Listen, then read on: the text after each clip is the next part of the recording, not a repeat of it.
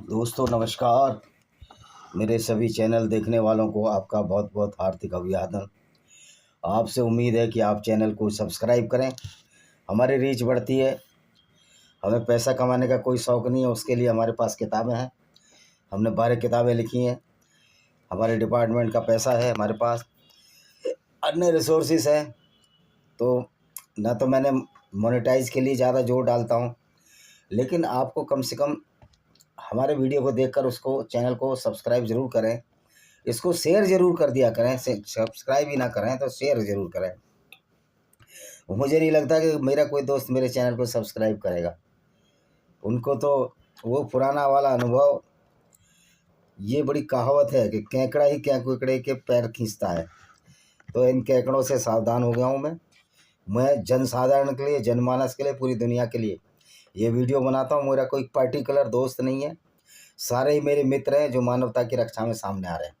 तो दोस्तों, आज हमारा जो चैप्टर है वो चैप्टर है कि इस्लाम किस तरह से एक झूठ है, एक फ्रॉड है, और किस तरह से मोहम्मद ने अपने आप को सेल्फ प्रोक्लेमेड प्रॉफिट, मैसेंजर ऑफ अल्लाह साबित करने की कोशिश की।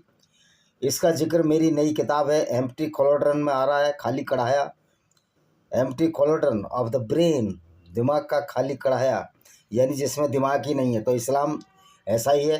तो आइए हम मोहम्मद के झूठ को पकड़ते हैं। मोहम्मद का झूठ में उनका एक चचेरा साला वर्का बिन नोबल, जो क्रिश्चियन था, और उसकी पत्नी खदीजा बिन ख्वालिद, जो कि पहली मुस्लिमा थी, उसका साथ था। मोहम्मद जब हीरा की गुफा में जाता था, जो कि मक्का से काफ़ी दूर है, तो एक कहानी मोहम्मद ने गढ़ ली।